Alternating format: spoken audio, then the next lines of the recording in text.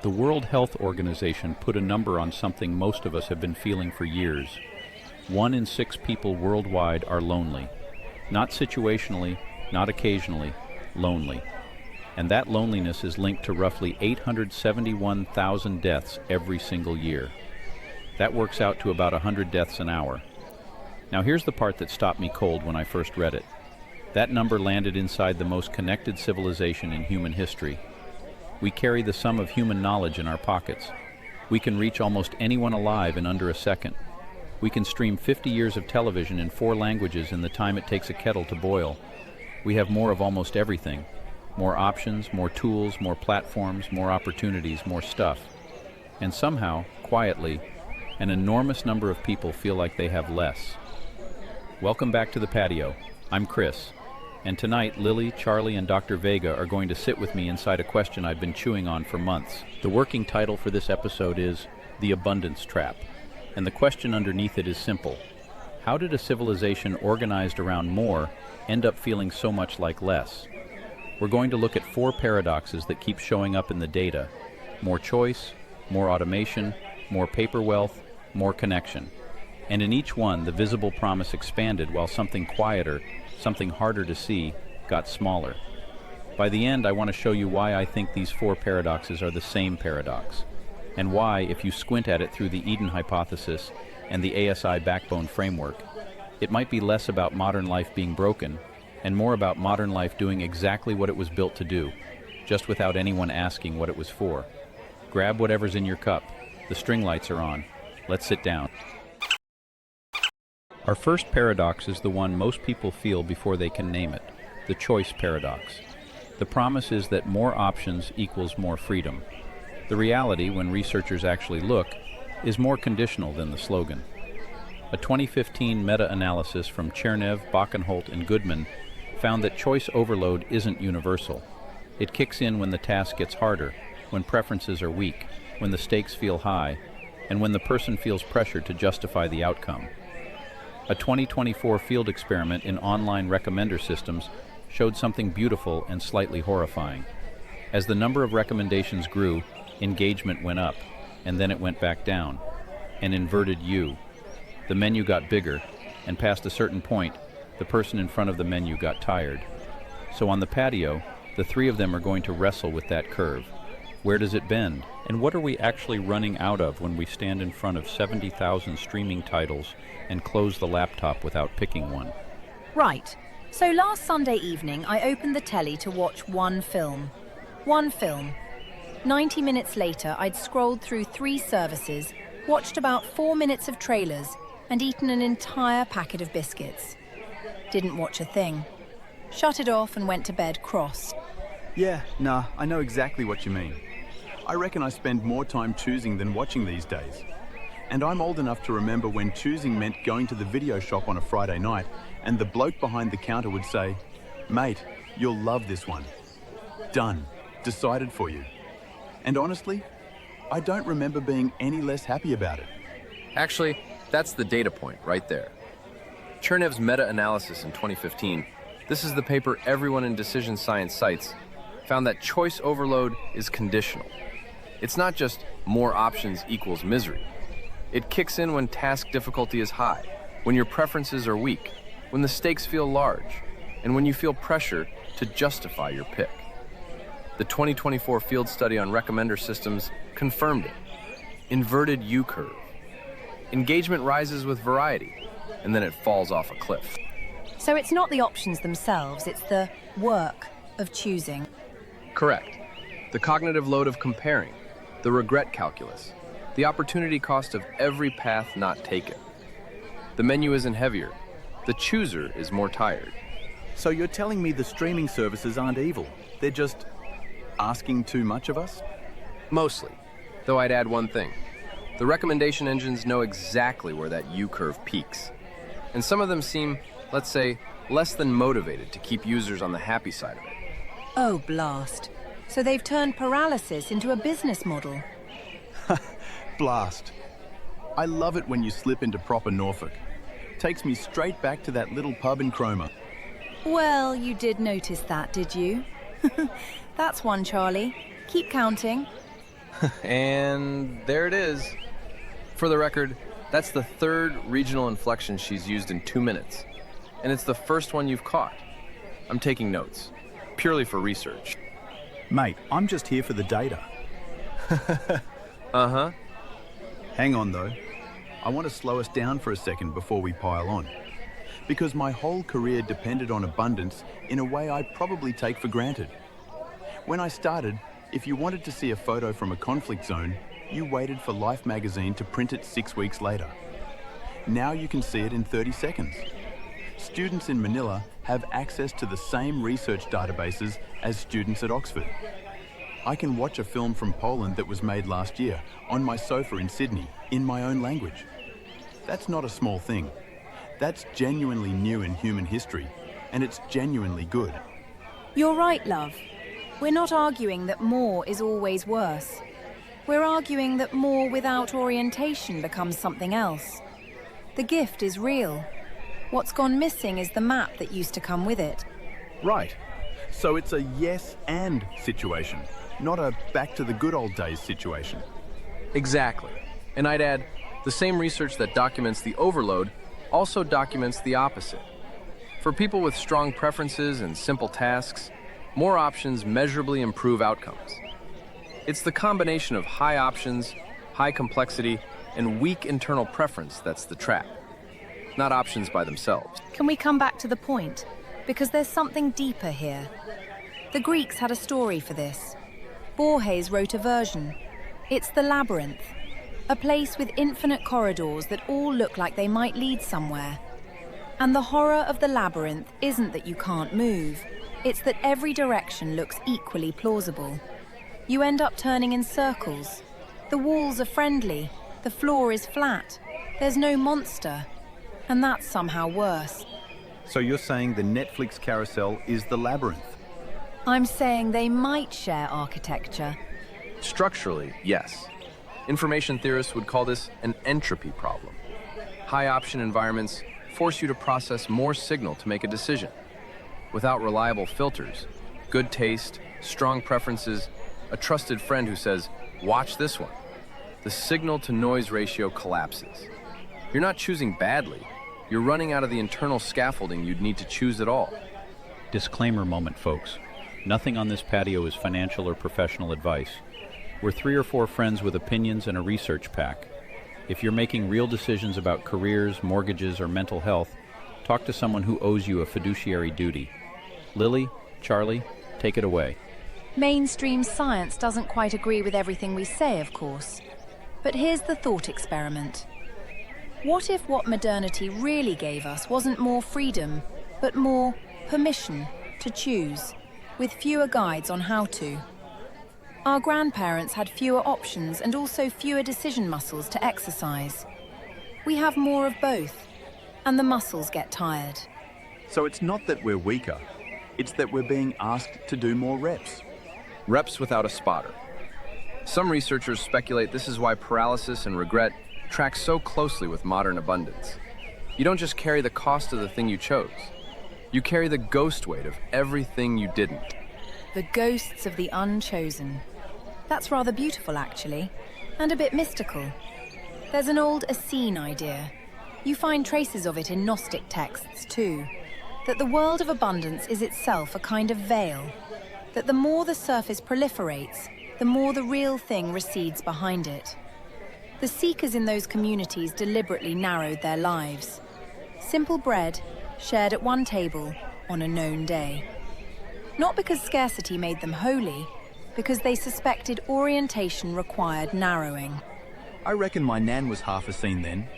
Same soup Thursdays for 40 years. Your nan was onto something the behavioral economists are only now proving with regression analysis. And if Charlie's nan was running a better algorithm than Netflix, you can see where this goes next.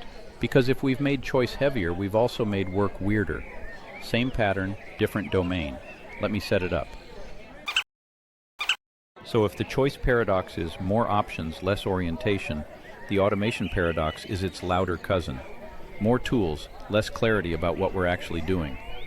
The World Economic Forum's Future of Jobs Report 2025 is the headline document here. Employers surveyed expect 170 million new jobs created by 2030 and 92 million displaced. Net gain of 78 million. That sounds like a win. Here's the quieter number from the same report. Roughly 39% of existing skills will be transformed or go obsolete over the same period. OECD research in 2025 is finding that generative AI boosts task-level productivity by anywhere from 5 to over 25%, depending on the domain. A quarterly Journal of Economics paper found customer support agents using generative AI resolved about 14% more tickets per hour on average, with the biggest gains going to the least experienced workers. So on paper, this is great news. On the patio, we're going to ask, what's happening to the person inside that productivity curve? Because that's where the paradox lives. Right, so I had a mate back in Sydney, been a photojournalist 40 years. Last month he calls me up, proper grumpy. Says his editor ran his captions through an AI. AI suggested tweaks. He rewrote them back. Editor ran them through again. Now he's basically writing captions in a conversation with a machine that keeps asking for a second draft. He says the work got faster and somehow heavier at the same time. Faster and heavier. That's the paradox in one sentence, that is. Actually, that's exactly what the OECD is seeing in the experimental studies. Task efficiency goes up. Cognitive load per task, in many cases, also goes up. You're no longer doing the task. You're supervising the task, verifying the task, editing the task, and carrying full accountability for the output of a system you don't fully understand. So the robots didn't take my mate's job, they just made him the boss of a robot. Middle manager of a black box? Yes. There's actually a name starting to circulate for this in the labor literature. Some researchers call it stewardship burden. The shift from performing the task to shepherding the tool that performs the task.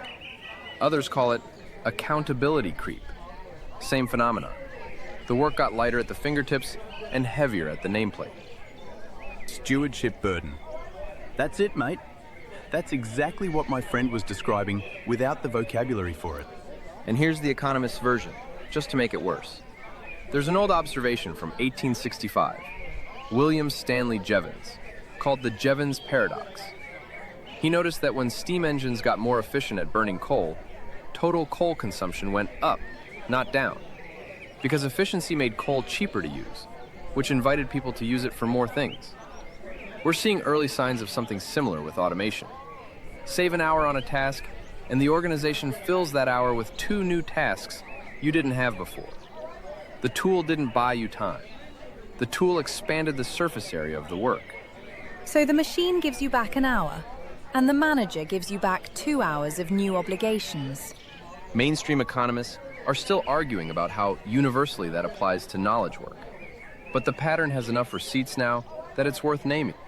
There's a Pandora's jar feeling to this, isn't there? The gift arrives and you think it's just the gift. And then you realize the gift came with an entire ecology of new worries you didn't have before. Pandora. That's the one where she opens the jar and lets out all the evils. And hope, don't forget, at the bottom. Hope stays inside. Hope in the jar. That's rather nice. Isn't it just? You should remember that one, Charlie. Noted. For the audience keeping score at home, that was 4. For what? Never mind. Moving on. To be clear, none of what follows is career advice. If AI is reshaping your specific job, talk to your people, not 4 strangers on a patio. Carry on. But there's something real here beyond the joke. The Brynjolfsson paper, the customer support one, found the biggest productivity gains went to the least experienced workers. The machine gave them a scaffolding. The experts already had their scaffolding internally, so the tool flattens the curve, which is wonderful in one sense. And in another sense, It raises uncomfortable questions about how expertise gets built in the first place. If the junior workers are never struggling alone, are they still developing the intuitions senior workers have? Or are we training a generation of people who perform well with the tool and don't develop the underlying muscle? That's a worry, mate. That really is. I learned photography by ruining about 5,000 rolls of film. If the camera had told me what to do, I'd have gotten to passable faster. But I'm not sure I'd have gotten to me. Exactly. The inefficiency was the education. Some researchers speculate, and this is genuinely contested, that what we're automating isn't just the task, it's the apprenticeship. The slow, inefficient, frustrating path through which humans historically turned information into judgment. If you remove the friction, you might also remove the forge. Struth. That's a heavy one. Chris, this one's properly yours. Because your Eden hypothesis talks about collapse, the narrowing of possibility into a specific realized outcome. And if we think of skill building as 1,000 tiny collapses, each one an act of, I tried this and learned that, we might be outsourcing the collapse events themselves. The person never differentiates. The possibility stays wide but externalized, managed by the tool. What happens to the self that's supposed to form along that path? That's not a physics question.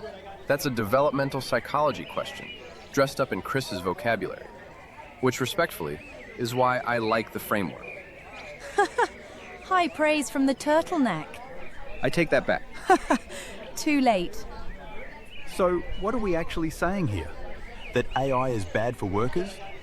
No, I'm saying the evidence is more conditional than the slogan.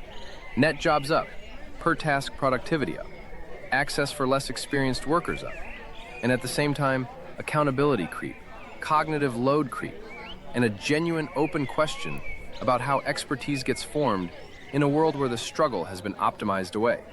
Both things are true. That's what makes it a paradox instead of a trend. And that's the pattern, folks. Visible abundance, hidden cost. The automation story is the choice story with higher stakes, more opportunities, but the self that's supposed to navigate them is quietly changing shape. Next paradox kicks the stakes up one more notch. Let's talk money. The generational paradox is the one I find hardest to talk about without somebody getting mad at me, so we're going to walk into it carefully. Here's the number that made me sit up. A 2025 analysis from the Federal Reserve Bank of St. Louis found that in late 2024, younger Americans, millennials and Gen Z households, held $1.23 of wealth for every dollar Gen X held at the same ages, and $1.35 for every dollar baby boomers held at the same ages. Paper wealth-wise, younger cohorts are ahead. And then, right next to that number, the U.S. Census Bureau reported that less than a quarter of adults aged 25 to 34 in 2024 had hit the 4 traditional markers of adulthood: living outside the parental home, working, married, and having children. In 1975, it was nearly half. Pew reports 31.3% of U.S. households are cost-burdened on housing, nearly half of renters. And Federal Reserve research found that parental transfers now account for about 13 percentage points, roughly 27%, of young home ownership. Both halves of this are true at once. Younger people are wealthier on paper and more constrained in autonomy. That's the paradox, and that's where the patio's about to go. So let me see if I've got this right.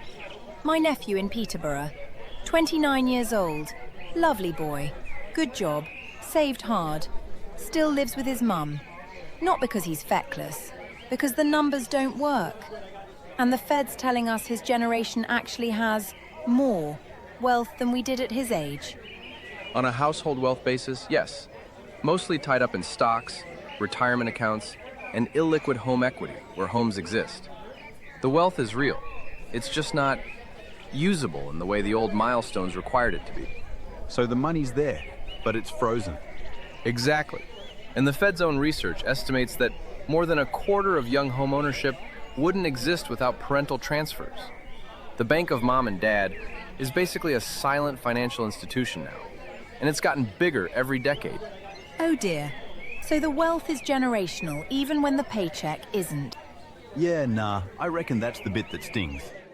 You can be doing everything right and still need a leg up from family to cross a threshold your parents crossed on their own. And if your family can't give that leg up, you're just stuck.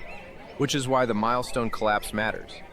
Less than a quarter of 25 to 34-year-olds hit the old 4 markers by 2024. In 1975, it was nearly half.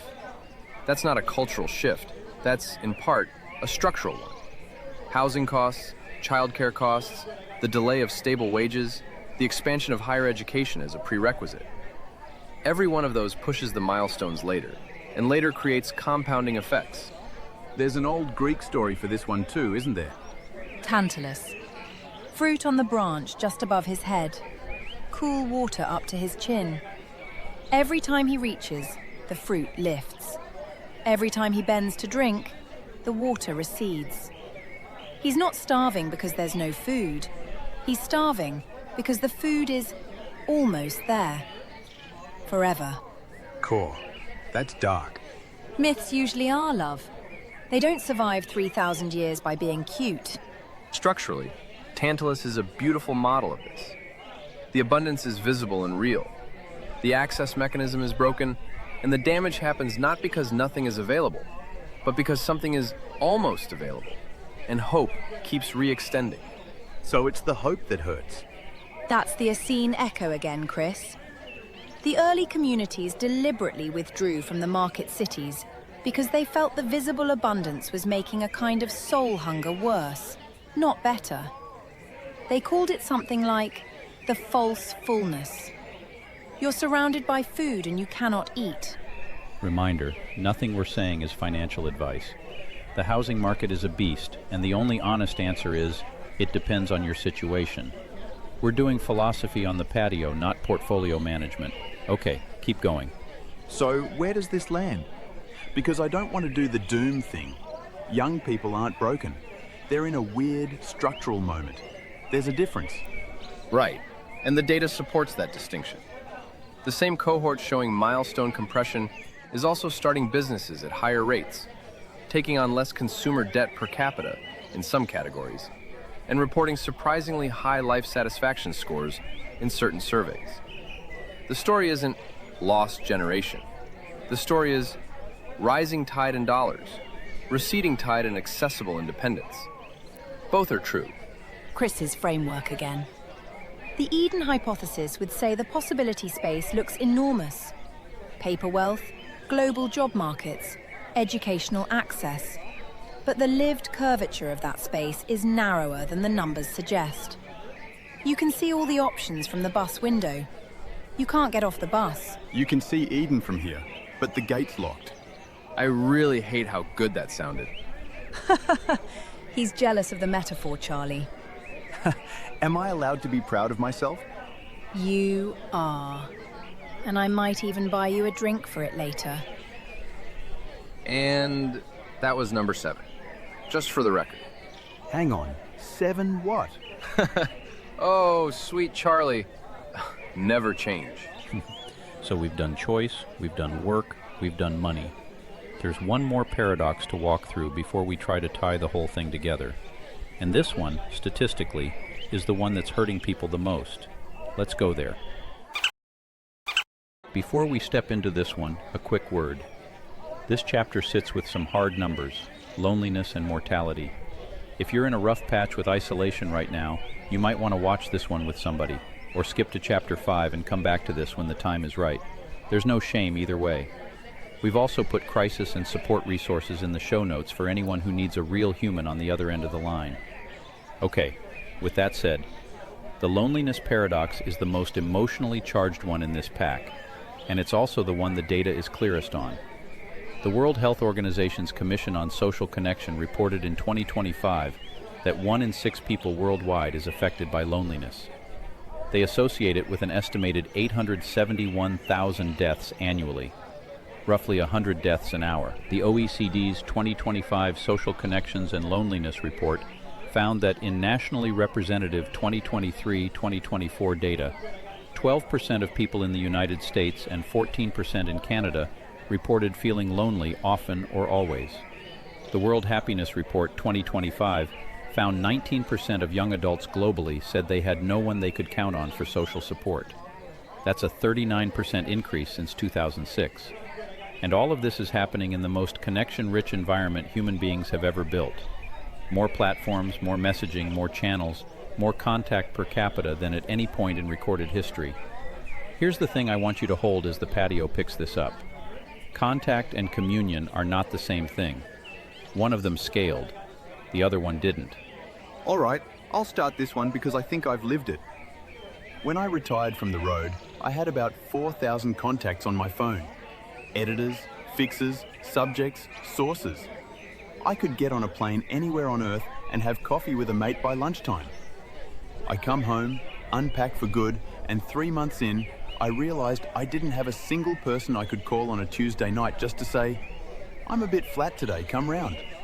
Oh, Charlie. Yeah, nah, it's all right. I'm saying it because it took me ages to name it. I had loads of contact. I had almost no communion. And there's a difference. There's a massive difference. And the WHO has put a number on it now. 1 in 6.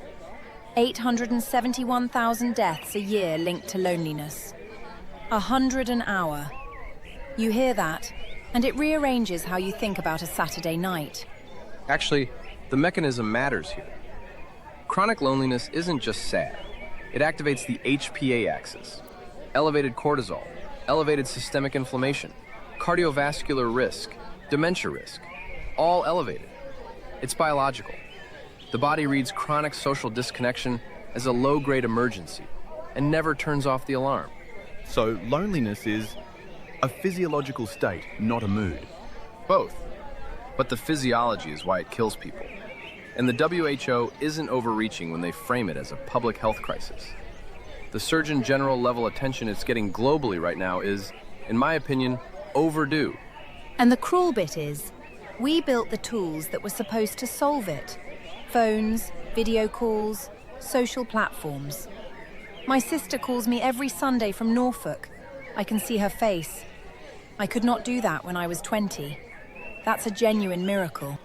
And yet, the global contact volume has gone through the roof, and the felt sense of belonging has cratered.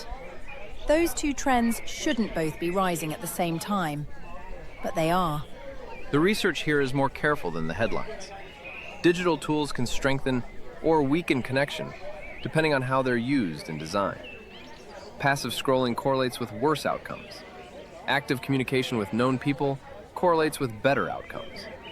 Structural conditions, housing mobility, work hours, urban design, the decline of what Ray Oldenburg called third places, matter enormously. Some researchers speculate that the internet didn't cause loneliness. It just metabolized the loneliness that was already being manufactured by everything else. third places. That's the cafes, pubs, community halls, all of that? Right, places that aren't home and aren't work. Places where you go and see the same faces without having to make a plan. America lost about half its bowling leagues, most of its fraternal orders, a majority of its small civic organizations over a few decades. The infrastructure of unplanned communion got quietly dismantled while digital contact exploded. And nobody did it on purpose. That's the haunting part. No single villain, no dark council, it just happened while we were all looking at our phones. There's a myth for this one too, isn't there? The Lotus Eaters. Homer. Odysseus's men land on an island where the locals offer them the lotus fruit. Eat it, and you forget home. You forget the journey. You forget the people you were trying to get back to. Nobody's cruel on the island. The fruit is pleasant. The people are kind. And you just stop going home. That's the feed, isn't it? That's every feed ever, love. Well, that's sobering. I'll sober up. If you do, Charlie. Fair. Sweet Jesus. I need you both to be aware that I'm observing this in real time and filing a report. Before we get off topic, standard reminder. If you're struggling with loneliness or isolation, please talk to a real person. Doctor, therapist, helpline, trusted friend. We're just four mates on a patio, and this is not clinical guidance. Chris, this is where your framework really earns its keep, I think. Because the Eden hypothesis isn't nostalgic. You're not saying, go back to the garden. You're saying the collapse into differentiation is natural and necessary. You're not anti-modernity. What you're pointing at is that collapse can happen with or without witness.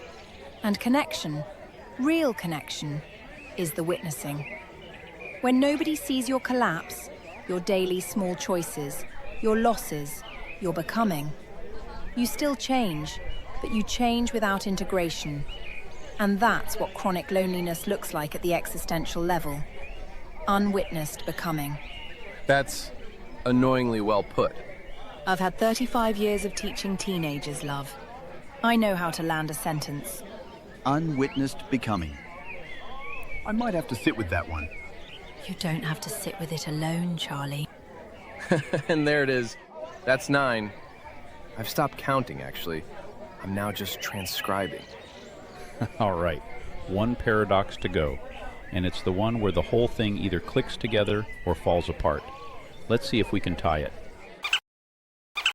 Here's the claim I want to make, and then we'll spend the last chapter pressure testing it on the patio. I don't think these 4 paradoxes are 4 separate problems. I think they're one problem, wearing 4 different outfits.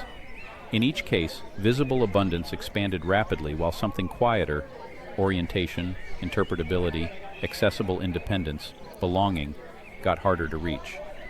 That's what I've started calling second-order scarcity. The goods are abundant. The conditions that make the goods usable are thinning.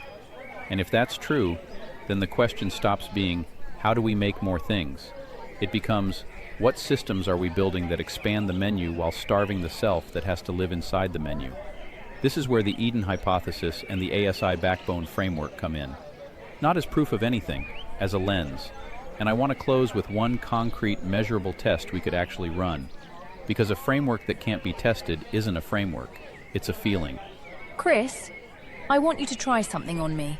Say the second-order scarcity idea in one sentence, like we're sitting at a coffee shop. All right, we built a world that can give us more of almost everything, except the things that make more usable. Clarity, belonging, trust, room to breathe. That's it, isn't it? That's the whole episode. Hang on, but that's almost too tidy. I'm skeptical. What's the mechanism? Good, push on it. The mechanism, as I understand Chris's framework, is something like this.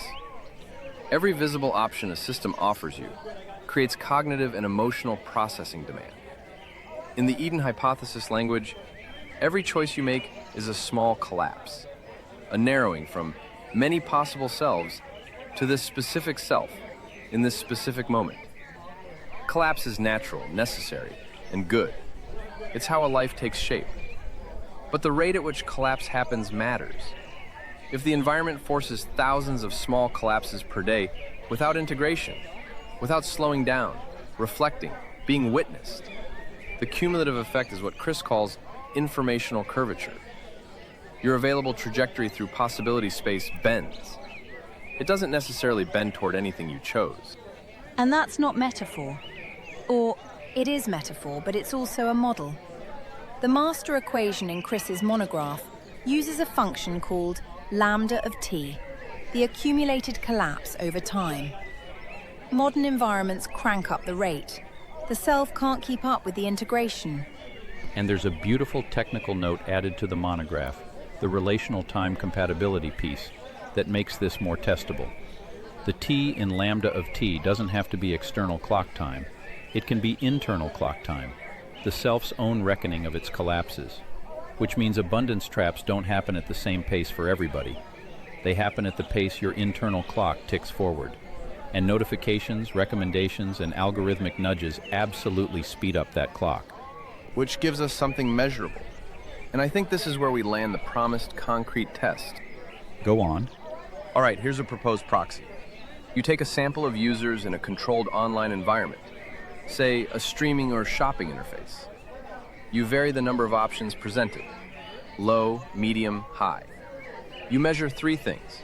1, decision latency, time from option set display to commitment. 2, self-reported agency after the choice. Did you feel like you made this, or did the system make it for you? On a 5-point scale. 3, a delayed satisfaction check 1 week later. The hypothesis is that decision latency will rise super linearly past a threshold. Agency scores will fall. And delayed satisfaction will track agency scores more closely than it tracks the objective quality of the option chosen. If that pattern holds, you have an empirical handle on second-order scarcity. If it doesn't, Chris has to buy drinks for a month. Fair enough. I'd take that bet. So we'd actually know whether this is a real thing or just a vibe. Exactly. Science, when it works, is mostly the translation of vibes into numbers someone can argue with. And this, Chris, is why I think the Eden framework is a philosophy first and a research program second. In that order. The research can test pieces of it. The philosophy asks the larger question behind the pieces, which is, what kind of life are we actually trying to make room for? And how much menu is too much menu? That's where the Essene Gnostic undercurrent of all this comes in, for me. Not as religion, as a method. The early Gnostic traditions had this idea that the visible world is real but not ultimate, that the surface multiplicity, all the options, all the stuff, can become a kind of drug that keeps you away from the thing you actually came here for. Gnosis isn't information. It's the thing that happens when you finally, for a second, see through the surface to what's holding it all up. And some of the healthiest communities in human history, the Essenes at Qumran, certain monastic and intentional communities since, were deliberate about narrowing the surface in order to widen the depth. So, less menu, more meal. Oh, Charlie, that's gorgeous. That really is. Did I actually make a good one? Write that down. He might not do it again for months. I'm writing it down, Charlie. For the book? For the book. Possibly for later. And that was 10. I yield my counting duties. The romance subplot has officially exceeded my sarcasm budget. Let's bring it home. So the four paradoxes aren't broken things, they're signals. They're saying the system is optimizing for visible abundance and underinvesting in the hidden conditions that make abundance livable. Attention, interpretability, community, agency. Honestly, the more I've sat with this, the more I've started thinking we shouldn't even be calling this an abundance crisis. It's an orientation crisis. We're not drowning in stuff. We're drowning in stuff without a map. If the ASI backbone framework has one practical contribution, I think it's 3 small design principles that could be asked of any system we build from here on out. 1. Fewer options but clearer ones. Quality of signal over quantity of surface. 2. Tools that preserve a human judgment slot, not tools that close it. 3. Communities and platforms that price presence over throughput, that the value of showing up matters more than the volume you can process. The dynamic liability handshake I wrote about in the book is one attempt at a specific protocol for the first 2. The third one might be something only humans can build. The point isn't the protocol, the point is the principle. Collapse should be witnessed. Decisions should be legible. Possibility space should be preserved where it can be. And the self that has to navigate the menu should have at least as much support as the menu itself. Witnessed collapse. That's the piece, isn't it? Everything else is downstream of that. So, what do we actually do? Right now, Saturday evening. Close 3 tabs you haven't touched in a week. Call one person you haven't spoken to in a month. Pick one thing on your streaming queue by a coin flip and watch it without comparison. Those sound small. They are. But they're all lambda of T modulators. Small interventions on the rate of your own internal clock. And maybe, once a week, eat the simple bread at the known table with the known people. The Essenes weren't wrong about that bit. Soup Thursdays. Exactly. Soup Thursdays. Soup Thursdays it is. All right, Patio, let me summarize where we just went. We started with a number, 871,000 deaths a year linked to loneliness in the most connected civilization in history, and we asked how that was possible. We walked through 4 paradoxes. The choice paradox, where more options created less orientation, especially when complexity and uncertainty were already high. The automation paradox, where labor-saving tools made the human side of work feel heavier and quietly changed how expertise gets built. The generational paradox, where younger cohorts are holding more paper wealth than their predecessors at the same ages, and also facing harder access to the traditional milestones of autonomy. not because they're lazy, but because housing, childcare, and wage structures have compressed the runway. And the loneliness paradox, where contact scaled globally while communion quietly collapsed, and the WHO and OECD started attaching life and death numbers to it. And then we tried to tie those four paradoxes into one pattern. I'm calling it the abundance trap. The claim is simple.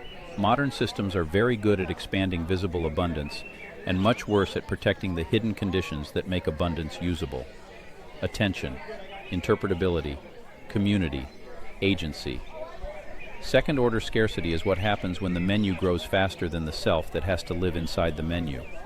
Another way to say it, maybe the cleaner way, is that this isn't an abundance crisis, it's an orientation crisis. We don't need less, we need maps. Through the Eden hypothesis lens, it's an acceleration of collapse without integration. Through the ASI backbone lens, it's a reminder that any system we build, human or machine, needs governance layers that protect the hidden conditions alongside the visible outputs. Three principles worth carrying forward from tonight's conversation. Fewer options but clearer ones. Tools that preserve a human judgment slot. Communities that price presence over throughput. And through the older, quieter Gnostic and Essene traditions, the very old intuition that orientation sometimes requires deliberate narrowing. Less menu, more meal. Witnessed collapse. Soup Thursdays. Dr. Vega offered us a testable proxy. Decision latency, self-reported agency, and delayed satisfaction, measured across low, medium, and high option environments. That's a research project we can actually argue with. And I want to be crystal clear. This whole episode has been a thought experiment using science as metaphor and metaphor as compass. Nothing we discussed is financial, medical, career, or mental health advice. If any of this hit a nerve, about isolation, about work, about money, about what your life is becoming, please talk to someone who actually owes you a duty of care. A doctor, a therapist, a financial planner, a trusted friend. We love you. The Patio is here, but we're not your clinicians. If this episode helped you name something, share it with one person who needs to name it too. Subscribe to Jackdaw Patio on Substack for the long-form video and the research packs. Follow us on YouTube and hit the like and subscribe button, and ring the bell if you want the full long-form videos to come to you when they drop. Follow us on Reddit at the Jackdaw Patio community for deeper conversation and the questions we couldn't get to on air. Listen to the audio podcast on Spotify when you're on a walk or a drive. And follow us on X at @Jackdaw Patio for the short-form cuts and the between-episode back and forth. Every like, every share, every comment quietly helps the algorithm decide whether to show this to the next person who might need it. Lily, Charlie, Dr. Vega, thank you as always. The string lights are still on. The chair next to us is still open. And if you made it all the way to the end of this one, that means you're the kind of person this patio was built for. Come sit with us again. Until next time, the patio is always open.